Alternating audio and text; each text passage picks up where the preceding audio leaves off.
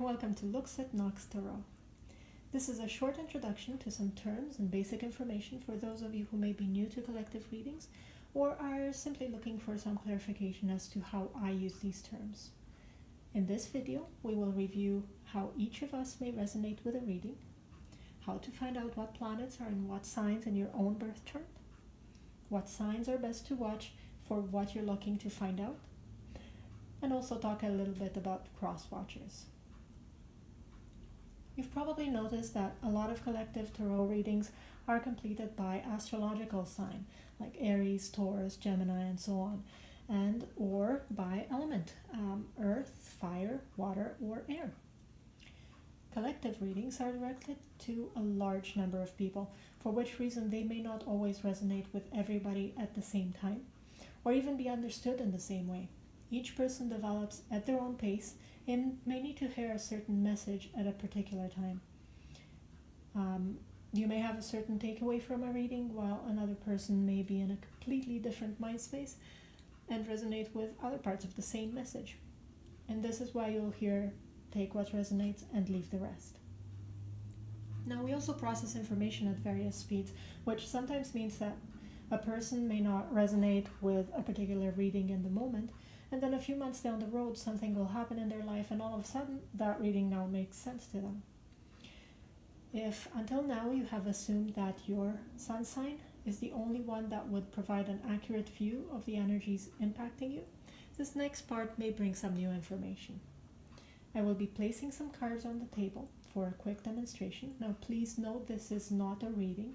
What I'm doing is showing you how to determine what videos to watch for a most accurate view into the energies affecting you.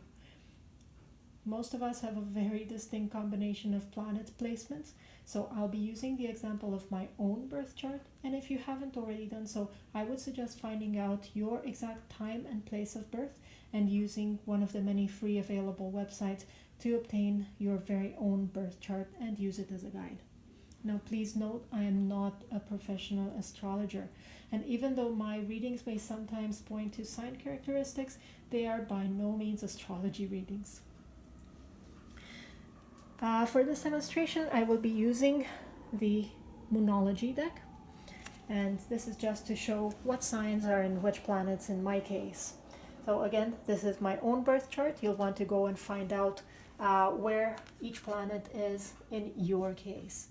My sun sign is in Sagittarius, my rising or ascendant is in Taurus, my moon is in Pisces, and my Venus is in Scorpio. So now when you are looking at your own reading, you'll usually know what purpose you're watching that reading for. So for example, if it's a very generic reading, or say you're interested in your personal development, you may be wanting to watch your sun sign, your moon sign, right? These relate to how you find your happiness, where you find your peace, maybe what your life purpose is. If you're looking more at a career sort of reading, you might want to watch your sun and your rising to find out what would make you happy in that direction, right? What sort of career you should be looking for, or what's going on in your current career, in your financial situation, how to gain your prosperity, how to put it on track, and then more on your emotional side. This is the side that you would show to your family, to your friends, to people that you are comfortable with. So for example, in your friendships or family, you'll want to watch your sun, your moon, and for a prospective partner, say your crush, or for your current partner, you might want to watch your moon and your Venus sign. If this is a business partnership that you're looking for, you might want to look at your career side of things, again your rising sign and your sun. In certain cases, for example, when you're only meeting your prospective partner, somebody that you like, somebody that you'd like to have as a partner, or somebody that you're exploring that avenue with, they may be seeing your rising sign in the beginning until you're comfortable enough with them to show your whole self. So you might want to watch your sun, your rising, and your Venus.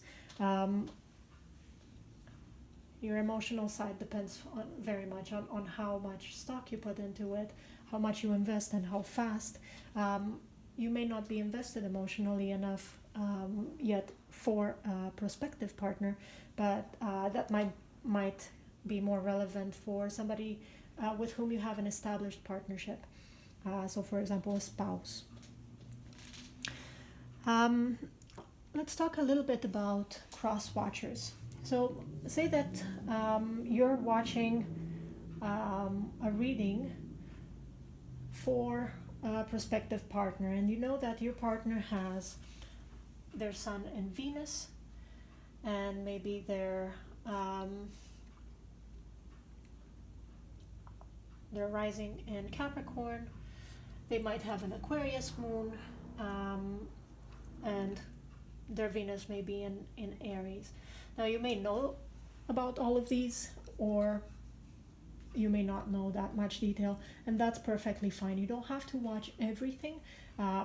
Just go with what you already know. So if this is a prospective partner who has provided you with their birth chart, or with their birthday and exact time and place of birth, then you can pull their birth chart and find those out and then watch all of them. However, again, it depends on what the purpose is that you're looking for within that reading, right? So for a romantic partner, you might want to look into their emotional side. So you would watch Aquarius because their moon is in Aquarius. You would want to watch Aries because their Venus is in Aries. Or if this is maybe business partner who you know well enough to know their chart, or maybe you only know their sun sign, you know their birthday, then you would want to watch their sun sign, and if you know their rising as well, that would make more sense from that perspective. Now, if your business partnership involves some highly emotional components, you may also want to look into their moon sign as well. Now, this would make you a cross watcher. If somebody else is watching your sign, then they are the cross watcher. So at this point, you may want to think about how the messaging is interchangeable here, because I may be talking about you in a reading while I'm actually just talking about their energy, right? I'm picking up on their energy. So that means that is interchangeable, right? That's vice versa. So take it as it resonates. You may be getting more information that's confusing if you just assume signs and you don't know exactly that person actually has their rising in Capricorn, for example. So in that case, if you're just assuming, I would skip it. I would just stick to what you know. If you know their birthday only, and you know that they're a Virgo, watch Virgo for them, and that's pretty much it. Well, I hope that this helps you gain a better understanding of what signs to watch when accessing your free or extended readings, and what a cross watcher is, and once you know your own birth chart. See you in the next reading.